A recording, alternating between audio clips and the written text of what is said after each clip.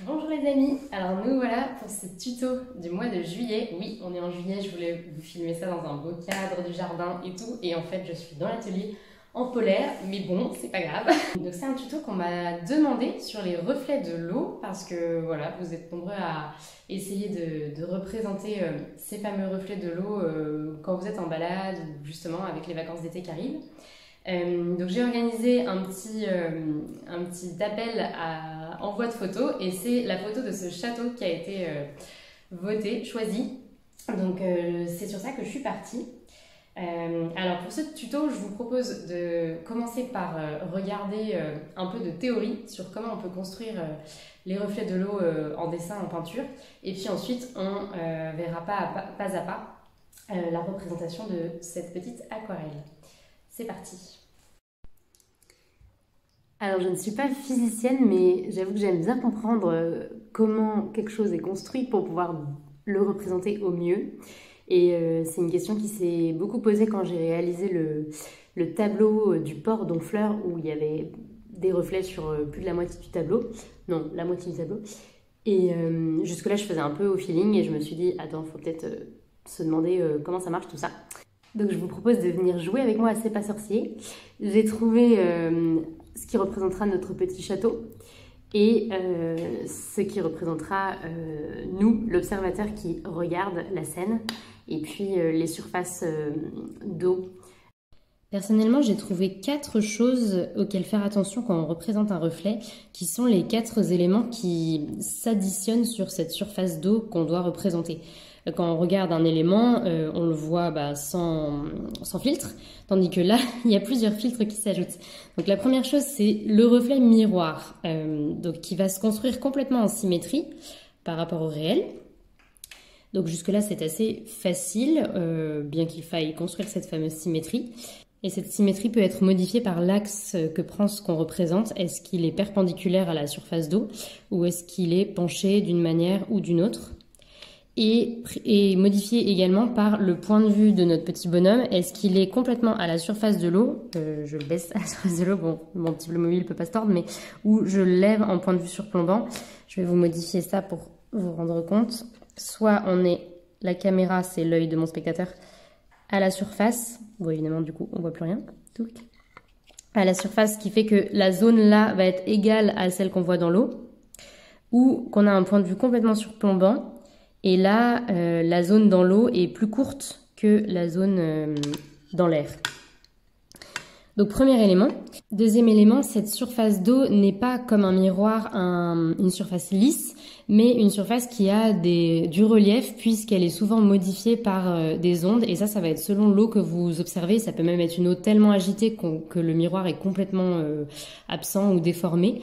Mais voilà, quand on le représente, souvent c'est un miroir d'eau légèrement déformé par des petites ondulations qui vont moduler la lumière puisque la lumière se reflète sur le relief de ces ondes. Il peut y avoir des ombres sur ces ondes et ça va créer donc de la déformation sur ce reflet. Le troisième élément dont je peux parler, il me semble que c'est l'eau elle-même, sa qualité. Elle peut avoir une teinte particulière déjà, qui vont venir se représenter par-dessus le reflet d'eau si on est à la peinture à l'huile, et il faut l'anticiper un peu plus si on est à l'aquarelle, on verra dans le deuxième temps. Mais il peut aussi y avoir une transparence de l'eau, c'est pour ça que j'ai aussi pris cette surface vitrée. Donc là, le miroir est moins présent, mais je peux aller glisser autre chose dessous, par exemple des rochers, des poissons, peu importe, qu'il va falloir représenter et qui vont perturber ce miroir d'eau par quelque chose à représenter en plus. Et le quatrième élément dont je voulais parler, c'est en plus du reflet qui double déjà l'objet qu'on regarde, il y a l'ombre éventuellement à venir représenter. J'essaie que vous n'ayez pas trop le reflet. Donc, qui peut faire une troisième... par exemple, mon château, il va être une première fois dans le réel, une deuxième fois en miroir et une troisième fois en ombre. Selon pareil, à observer selon ce que vous avez devant les yeux. Mais là, il y a une ombre à ajouter en plus. Tac. Selon où est le soleil. C'est parti pour la peinture. Donc, on prend notre croquis. Et j'applique en premier une grande surface d'eau sur la zone qui sera le reflet. Je vais la traiter en premier parce que c'est par rapport au ciel, vous savez qu'en aquarelle on laisse le blanc du papier et donc ce reflet va pas être totalement blanc puisqu'il y a quand même l'eau du lac ou des douves que je traite en mélangeant un terre de sienne brûlé et un bleu outremer, ce qui donne cette espèce de vert vase un petit peu que j'applique dans mon eau que j'avais posée en premier. Voilà, et je vais revenir un peu particulièrement sur le premier plan pour assombrir ce premier plan et nous donner envie de rentrer dans l'image, rentrer dans le croquis. Donc voilà, ça pose cette surface d'eau qui est un petit peu plus foncée que tout le reste de l'image. Vous verrez dans le ciel, il y aura des blancs restés blancs du papier, tandis que ce reflet est forcément un petit peu plus foncé. Alors là, je prends du bleu Winsor, non, du cobalt bleu, et je travaille le ciel.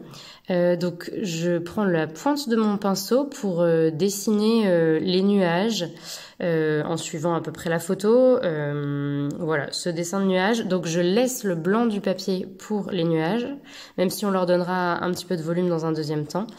Mais avec ce bleu de cobalt, je trace le ciel azur.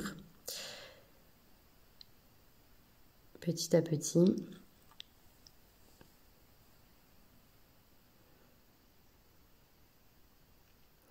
Donc pour les nuages, je traite vraiment avec la pointe du pinceau en essayant de donner un mouvement. Comment l'exprimer en mots?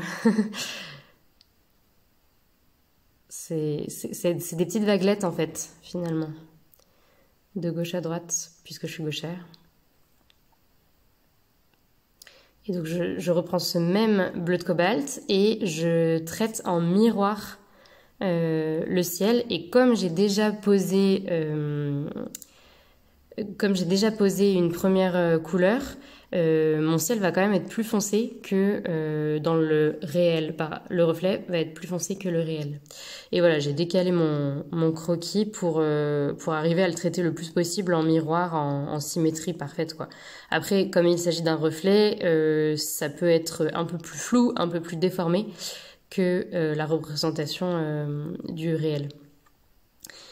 Et je vais effectivement, mes petits traits, plus les étirer à plat, puisque le reflet d'eau est un peu déformé par des petites ondes, en fait, de ce miroir d'eau. Je sais pas si c'est très clair en mots, mais j'espère que visuellement, vous pouvez le voir.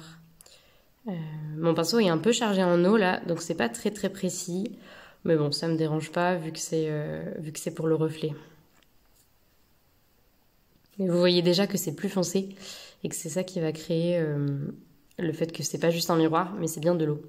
Et là, on me voit faire les petites ondes, voilà, qui tracent le fait que c'est de l'eau, que c'est une surface d'eau.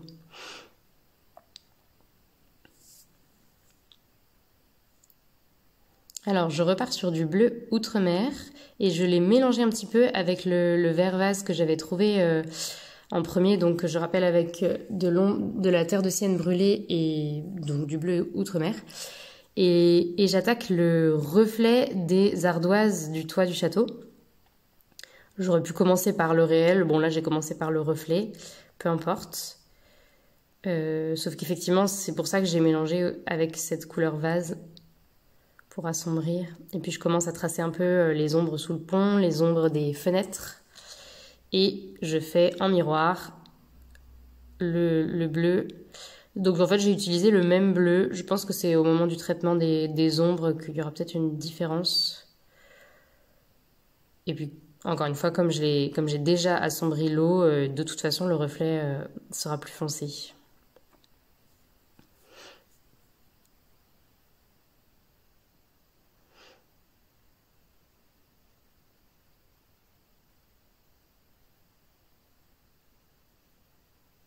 Donc là, la vidéo est en accéléré, évidemment, prenez votre temps.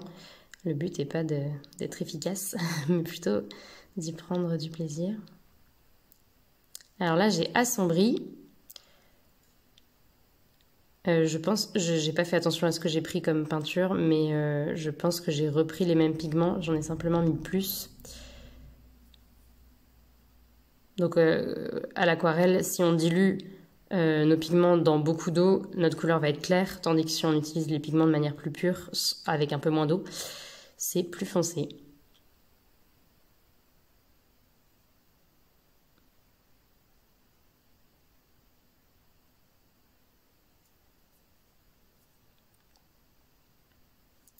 Donc je trace un peu de volume sur le toit et puis ces petites lignes d'ombre sur la façade du château et tout de suite aussi en reflet ces mêmes ombres.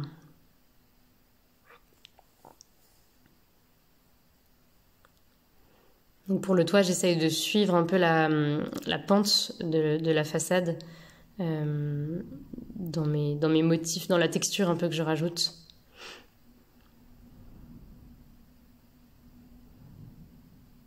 À la fois le dessin des tuiles horizontales, à la fois des petits traits obliques pour représenter la pente.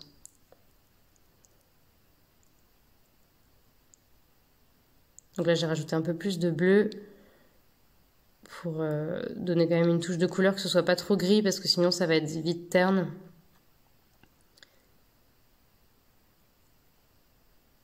Et je reviens toujours en motif. Et donc là, vous me voyez avec le mouchoir écrasé un peu quand je trouve que mes motifs prennent trop de place. Je les écrase et ça les estompe.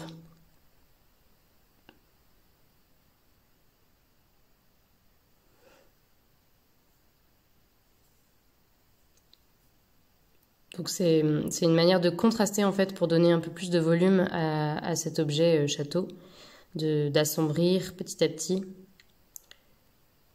À l'aquarelle, on peut toujours revenir foncé. Par contre, on peut pas vraiment rééclaircir une fois qu'on est allé trop loin. Donc, vaut mieux y aller doucement en montant dans les contrastes.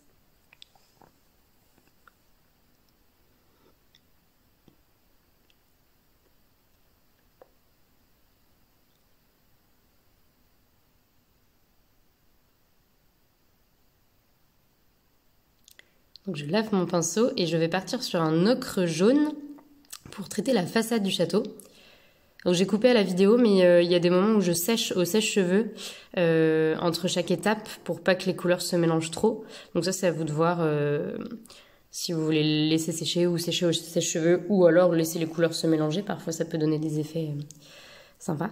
Donc mon ocre jaune, je l'ai cassé avec un petit peu de ma couleur d'avant, c'est-à-dire ce mélange de terre de sienne brûlée qui est en fait un marron rouge et du bleu outre-mer pour pas que ce soit trop jaune mais plutôt beige. Et donc je traite une première fois toute la façade quasiment uniformément. Ça me fait une base qui fait que le château n'est plus blanc mais a une teinte beige. Et puis je vais revenir après, une fois que cette première couche est posée, je la sèche et je vais revenir en motif par-dessus. Donc là, voilà, ça a séché. Donc je reviens tracer des ombres, sachant que là, comme il y a des nuages, le soleil est pas hyper... on définit pas très bien d'où il vient. Il n'y a pas beaucoup d'ombre, mais voilà, j'en ai quand même inventé pour donner du volume. Je veux dire, sur la photo, on voit pas vraiment d'où vient le soleil et où sont les ombres du château. Mais j'en ai quand même mis dans mon aquarelle pour pouvoir donner ce volume. Et puis là, je trace en plus des ombres un peu de texture de pierre pour bien montrer que ce château est pas en plâtre, mais fait de pierre. Et donc évidemment, je traite tout en symétrie.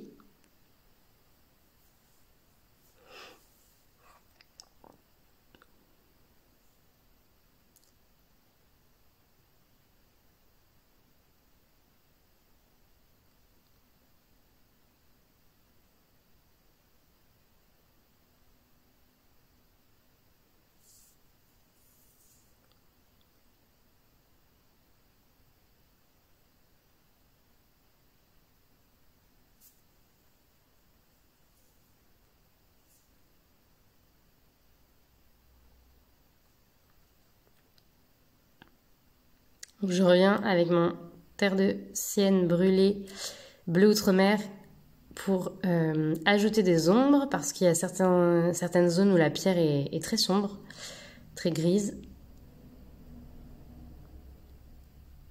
Et je le traite encore en symétrie. En fait, finalement, il y a vraiment cet effet de miroir symétrique, mais légèrement déformé sur le reflet. Et le reflet a été fait à la base par cette première couche de verre un peu vaseux. Mais sinon, il n'y a pas grand-chose d'autre à faire que de traiter en symétrie le dessin. On retombe sur une aquarelle classique, quoi.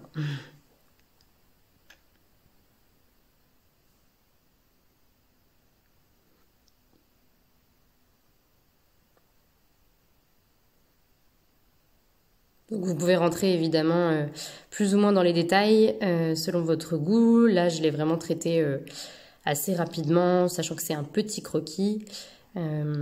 Si évidemment j'avais pris une feuille à 3, j'aurais pu rentrer bien plus en détail. Donc j'ai pris du vert qui doit s'appeler le vert olive pour traiter les arbres qu'on voit au fond à l'horizon. Ça donne une petite touche de couleur et puis j'en rajoute aussi au pied du château, bon, très légèrement. Ça permet de casser un peu ce mélange de gris et de bleu, de rajouter une teinte de vert et j'en mets un petit peu sur le pont, sur l'espèce de balustrade en pierre des douves, voilà, ce qui donne une petite teinte qui représente la mousse. J'en profite pour reprendre quelques ombres.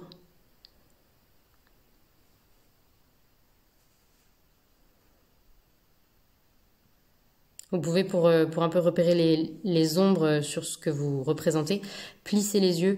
Souvent, ça permet un peu plus de se représenter où est-ce que c'est sombre. Alors là, je traite le reflet de l'eau en rajoutant des ondes qui ne sont pas dans le réel, mais qui sont uniquement là pour représenter l'eau et les déformations de la surface de l'eau. Et puis, avec ce gris, je rajoute un peu de volume sur les nuages. En fait, c'est l'ombre des nuages. Donc voilà, là où j'avais laissé le blanc du papier, je reviens avec un peu de gris pour donner cette ombre aux nuages et les rendre plus présents.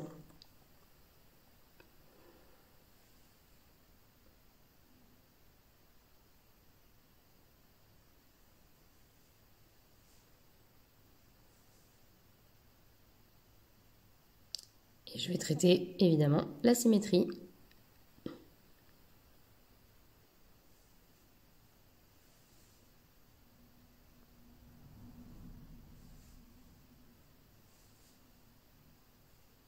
C'est pas forcément facile de voir direct en symétrie. Enfin, moi, je sais que j'ai du mal. Donc, j'essaie de me repérer aux différents clochers, d'essayer de décomposer mon regard pour voir où j'en suis. Et donc, évidemment, de tourner le dessin pour plus réfléchir en forme, mais vraiment bêtement en symétrie. Enfin, je sais pas comment expliquer, mais on peut trouver des petites astuces. Alors là, je rajoute de l'ocre jaune pour remettre un peu de lumière sur le château que je trouvais terne. Donc je l'estompe pour pas que ce soit trop visible, mais voilà, ça donne un peu de vie à cette façade, pour pas qu'elle soit trop terne, en rajoutant de la luminosité. Et je vais aussi en passer un petit peu sur les arbres en fond.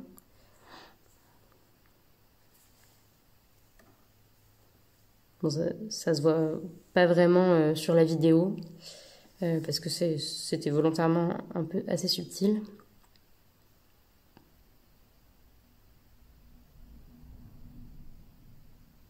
Donc là, je recharge un peu mon verre pour faire des ombres sur les arbres maintenant qu'ils ont séché. Je passe une deuxième fois et ça crée du volume pour cette rangée d'arbres au fond. Alors évidemment, c'est un verre assez cassé par mes autres couleurs pour pas qu'il soit criard puisque c'est très lointain. C'est pas du tout un premier plan. C'est un verre dans lequel il y a beaucoup d'eau, beaucoup de blanc et qui a été cassé avec le bleu outre-mer, je pense.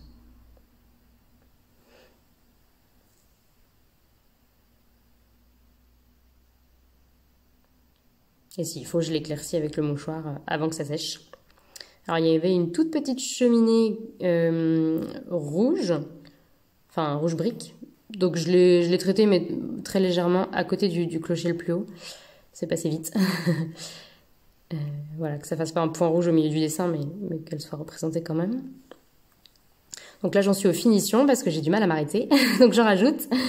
Là, à vous de voir quand est-ce que vous estimez que c'est fini. C'est jamais facile de se dire, allez, je repose le pinceau.